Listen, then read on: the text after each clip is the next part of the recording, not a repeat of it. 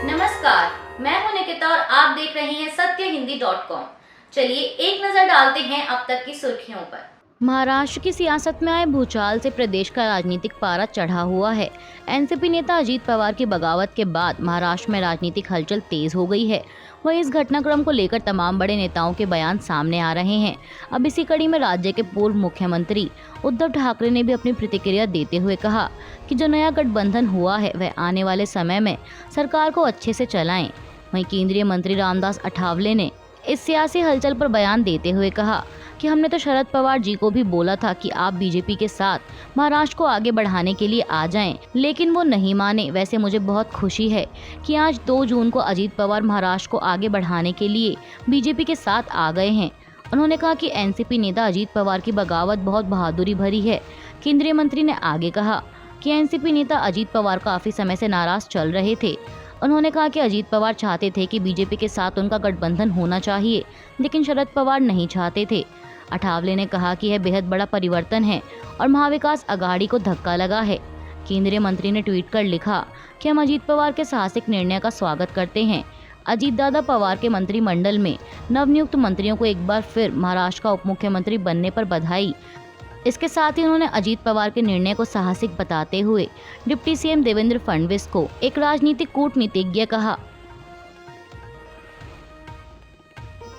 NCP प्रमुख शरद पवार के भतीजे और पार्टी में नेता रहे अजीत पवार की बगावत ने महाराष्ट्र की सियासत में भूचाल ला दिया है। दरअसल आज रविवार को अजीत पवार अपने चाचा शरद पवार की पार्टी तोड़ एकनाथ शिंदे सरकार में शामिल हो गए हैं।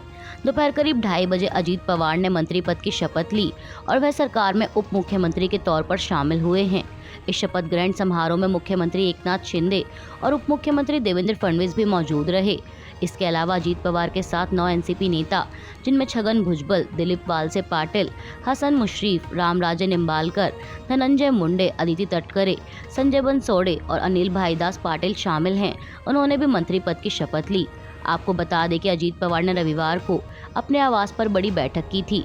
इसमें पार्टी के अधिकांश विधायक पहुंचे और इस बैठक के बाद ही पवार सीधे राजभवन पहुंचे।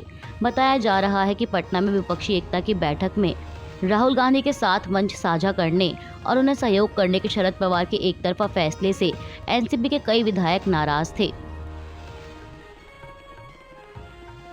भतीजे अजीत पवार की बगावत के बाद एनसीपी प्रमुख शरद पवार को झटका तो लगा ही है, लेकिन अभी पवार के लिए मुश्किलें यहीं कम नहीं होती हैं। दरअसल ऐसा इसलिए है क्योंकि सूत्रों के हवाले से बताया जा रहा है कि अजीत पवार अब एनसीपी पर भी दावा ठोक सकते हैं, क्योंकि पार्टी के 53 में से 30 विधायक उनके साथ हैं। साथ ही खबर ये भी है कि एनसीपी के 5 में से 3 सांसद अजीत पवार के साथ हैं, जिसमें प्रफुल्ल पटेल जैसा बड़ा नाम भी शामिल है। आपको बता दें कि प्रफुल्ल पटेल को हाल ही में शरद पवार ने अपनी बेटी सुप्रिया सुले के साथ पार्टी का कार्यकारी अध्यक्ष बनाया था। वहीं अब मीडिया रिपोर्ट्स के मुताबिक एनसीपी के अजीत पवार गुट के साथ 30 विधायक हैं, जबकि शरद पवार गुट के साथ अब महज 23 विधायक शेष बचे हैं और ऐसे में शरद पवार की मुश्किलें कम होती नहीं दिख रही। देश में बीते दिनों यूनिफॉर्म सिविल कोड पर छिड़ी बहस अभी तक शांत नहीं हुई है। सभी राजनीतिक दल इस पर अपनी प्रतिक्रिया दे रहे हैं। जहां कुछ राजनीतिक दल इसका विरोध कर रहे हैं, तो वहीं कुछ दलों की तरफ से यूसीसी का समर्थन किया गया है। अब इसी कड़ी में आज रविवार को बसपा प्रमुख मायावती ने भी अपनी प्रतिक्रिया देते हुए यूनिफॉर्म सिविल कोड का समर्थन किया। लखनऊ में एक प्रेस कॉन्फ्रेंस कर मायावती ने कहा कि उनकी पार्टी यूसीसी का विरोध नहीं करती। उत्तर प्रदेश की पूर्व मुख्यमंत्री ने कहा कि हमारी पार्टी यूनिफॉर्म सिविल कोड के कार्यान्वयन के खिलाफ नहीं है, लेकिन जिस तरह से बीजेपी देश में समान नागरिक संहिता को लागू करने की कोशिश कर रही है, हम उसका समर्थन नहीं करते। इस मुद्दे का राजनीतिकरण करना और जबरदस्ती यूसीसी को देश में लागू करना ठीक नहीं है। मायावती ने आगे कहा कि यूसीसी देश को कमजोर नहीं करेगा, बल्कि देश को मजबूत करेगा और इससे सांप्रदायिक सद्भाव भी बढ़ेगा। लेकिन इस देश में विभिन्न धर्मों पर आस्था रखने वाले लोग रहते हैं, उनकी अलग अलग प्रथाएं और रीति रिवाज हैं और इसे नज़रअंदाज नहीं किया जाना चाहिए। उन्होंने कहा कि यूनिफॉर्म सिविल कोड को जबरन लागू नहीं किया जाना चाहिए और इस मामले पर आम सहमति होनी चाहिए।